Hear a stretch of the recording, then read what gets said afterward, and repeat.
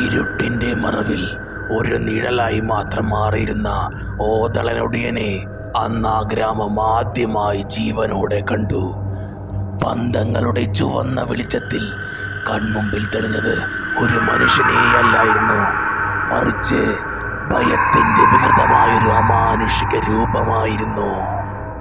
കേരളത്തിലെ നാടോടി കഥകളും ഐതിഹ്യങ്ങളും രാത്രികളെ ഭീതിയുടെ മുൾമുനയിൽ നിർത്തിയിരുന്ന ഒരു കാലഘട്ടമുണ്ടായിരുന്നു. രാത്രിയിൽ പെയ്യുന്ന മഴയേക്കാളും ഇരുട്ടിലെ കാറ്റിനേക്കാളും പണ്ടുള്ളവർ പേടിച്ച ഒറ്റ പേര് ഒടിയൻ. കൊട്ടേഷൻ വാങ്ങി കൃത്യസമയത്തിനുള്ളിൽ ഇരയുടെ കഴുത്തൊടിച്ച് കാര്യം തീർക്കുന്ന സാധാരണ ഒടിയനല്ല, എന്നാൽ ഇരയെ കൊല്ലുന്നതിന് മുൻപ് അവനെ ഭയത്തിന്റെ ഉച്ചകോടിയിലെത്തിച്ച് മാനസികമായി പീഡിപ്പിച്ച് ചോര തൊപ്പിച്ച് കൊല്ലുന്ന ഒരെണ്ണമുണ്ടായിരുന്നു, ഓതളനൊടിയൻ.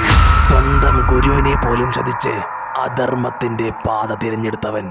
ഇന്ന് നമ്മൾ സംസാരിക്കുന്നത് ഒടിയൻ ചരിത്രത്തിലെ ഏറ്റവും നീചമായ ചോരമണക്കുന്ന അധർമ്മ രൂപത്തെക്കുറിച്ചാണ്.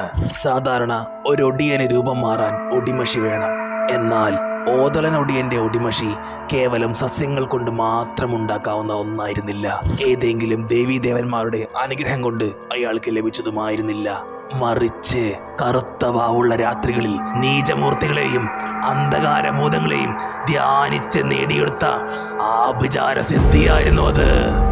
അതിനായി ഇയാൾ ഉണ്ടാക്കിയെടുത്ത കൂട്ട് അത്രമേൽ നീചവുമായിരുന്നു. ആദ്യമായി ഗർഭം ധരിച്ച സ്ത്രീയെ വശീകരിച്ച് ആ അമ്മയോ കുഞ്ഞോ അറിയാതെ വയറ്റിൽ നിന്ന് എടുത്തു മാറ്റുന്ന ഉണ്ണിപ്പിണ്ടം, അതായിരുന്നു പിണ്ണതൈലം. ഈ ഗർഭസ്ഥ ശിശുവിന്റെ കൊഴുപ്പിലേക്ക് 6 മണ്ണും അതീവ വിഷമുള്ള ഒതളങ്ങയുടെ ചാറും ഉമ്മത്തിൻകായും ചേർത്ത് നിഗൂഢ മന്ത്രങ്ങൾ ജപിച്ച് തിളപ്പിച്ചെടുക്കുന്ന മഷി, അതായിരുന്നു ഒടിമഷി. കാതിന്റെ പുറകിൽ ഈ മഷി പുരട്ടി ഇടതുകാൽ മടക്കി പിടിച്ചാൽ പിന്നെ അവൻ മനുഷ്യനല്ല, മൃഗീയമായ ശക്തിയുള്ള അന്ധകാര രാക്ഷസനാണ്. രാത്രി 9 മണി കഴിഞ്ഞാൽ പഴയ പാലക്കാടൻ ഗ്രാമങ്ങൾ അടച്ചിടും. വഴിയരികിൽ പെട്ടെന്ന് കയ്പുള്ളൊരു പ്രത്യേക മണം വരികയോ ശ്വാസം മുട്ടിക്കുന്ന അന്തരീക്ഷം അനുഭവപ്പെടുകയോ ചെയ്താൽ വഴിപോക്കർ തിരിഞ്ഞോടണം. കാരണം ഓതളങ്ങയുടെ വിഷമണമടിച്ചാൽ അവിടെ ഓതളനൊടിയന്റെ സാന്നിധ്യമുണ്ട്. ഇയാളുടെ രൂപമാറ്റം വളരെ വിചിത്രമായിരുന്നു. മറ്റൊടിയന്മാർ ഒരു രാത്രിയിൽ ഒരൊറ്റ മൃഗത്തിന്റെ പൂർണ്ണ രൂപമെടുക്കുമ്പോൾ ഓതളനൊടിയൻ എടുത്തിരുന്നത് പകുതി മനുഷ്യനും പകുതി മൃഗവും ചേർന്ന വികൃത രൂപങ്ങളായിരുന്നു. വഴിയിൽ ഒരു ചെറിയ കല്ലായി കിടക്കും. ഇരയടുത്തു വരുമ്പോൾ നിമിഷ നേരം കൊണ്ട് അതൊരു കൂറ്റൻ മരത്തിന്റെ വലിപ്പത്തിലേക്ക് വളർന്നു നിൽക്കും. പെട്ടെന്ന് കൂറ്റൻ പോത്തായി മാറും. വലിപ്പം കൂട്ടാനും കുറയ്ക്കാനും ഇയാൾക്ക് നിമിഷങ്ങൾ മതിയായിരുന്നു. എന്നാൽ ഇരകളെ വീഴ്ത്താൻ ഇയാൾ ഉപയോഗിച്ച ഏറ്റവും ക്രൂരമായ തന്ത്രം ഒടിവിളിയായിരുന്നു. ഇരയാകാൻ ഉദ്ദേശിക്കുന്ന ആൾ വഴിയിലൂടെ നടന്നു പോകുമ്പോൾ ഇയാൾ വഴിയരികിൽ കൂറ്റൻ പനകളുടെയോ മരങ്ങളുടെയോ മുകളിൽ മറഞ്ഞിരിക്കും. പെട്ടെന്ന് ആ ഇരയുടെ സ്വന്തം അമ്മയുടെയോ ഭാര്യയുടെയോ കൂട്ടുകാരന്റെയോ ശബ്ദത്തിൽ രാത്രിയുടെ വിജനതയിൽ പേര് വിളിക്കും. ആ ശബ്ദം കേട്ട് സ്വന്തം ആളാണെന്ന് കരുതി ഇര ഒരു നിമിഷം തിരിഞ്ഞു നോക്കിയാൽ തീർന്നു. ഇരയുടെ കണ്ണു കെട്ടും, തല കറങ്ങും, കാഴ്ച മങ്ങും.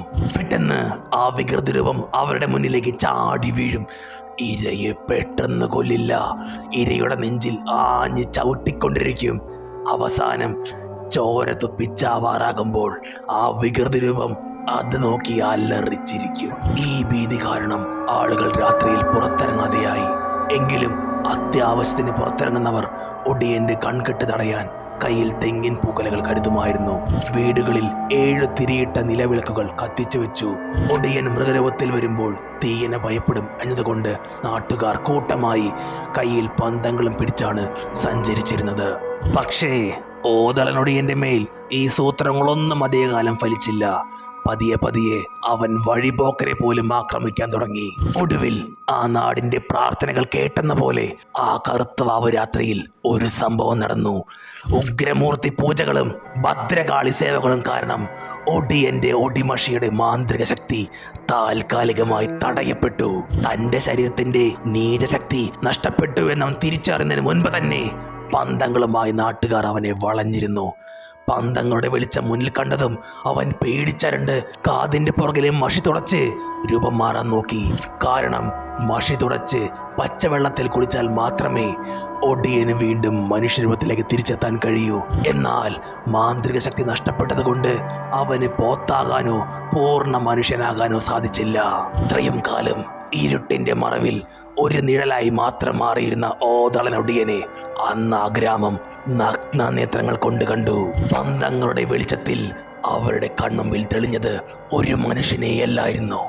കറുത്തിരുണ്ട ജട പിടിച്ച മുടിയുള്ള, കൺതടങ്ങളിൽ ചോര കട്ട പിടിച്ച, അമാനുഷികമായ വളഞ്ഞ കൈകാലുകളുള്ള ഒരു വികൃത ജന്തുവായിരുന്നു. അതോടുകൂടി ഓതളനൊടിയൻ എന്ന നീചന്റെ ചരിത്രം അവിടെ അവസാനിക്കുകയായിരുന്നു. വെളിച്ചവും തെരുവിളക്കും വന്നതോടെ ഒടിയന്മാർ കഥകളിൽ മാത്രമായി. എങ്കിലും രാത്രികളിൽ വിജനമായ പാതയിലൂടെ നടക്കുമ്പോൾ എവിടെയെങ്കിലും ഓതളങ്ങയുടെ മണമടിച്ചാൽ തിരിഞ്ഞു നോക്കരുത്. കാരണം ഇരുട്ടിന് ഇന്നും ചില പഴയ രഹസ്യങ്ങളുണ്ട്.